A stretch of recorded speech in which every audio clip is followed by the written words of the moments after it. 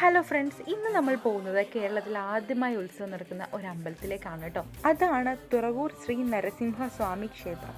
ആലപ്പുഴ ജില്ലയിലെ ചേർത്തല താലൂക്കിലെ തുറവൂർ എന്ന സ്ഥലത്താണ് ഈ അമ്പലം സ്ഥിതി ചെയ്യുന്നത്. വടക്കനപ്പൻ എന്നറിയപ്പെടുന്ന ശ്രീ നരസിംഹസ്വാമിയും തെക്കനപ്പൻ എന്നറിയപ്പെടുന്ന ശ്രീ കൃഷ്ണനുമാണ് ഈ അമ്പലത്തിലെ പ്രധാന പ്രതിഷ്ഠകൾ.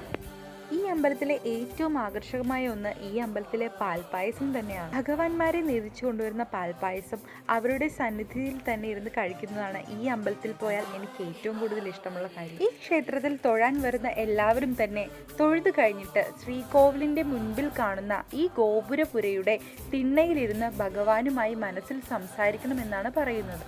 അങ്ങനെ ഭഗവാനുമായി സംസാരിച്ചാൽ നമ്മൾ എന്ത് വിഷയത്തിനാണോ പ്രാർത്ഥിച്ചത് ആ വിഷയം എത്രയും പെട്ടെന്ന് നടക്കും എന്നാണ് ഐതിഹ്യം.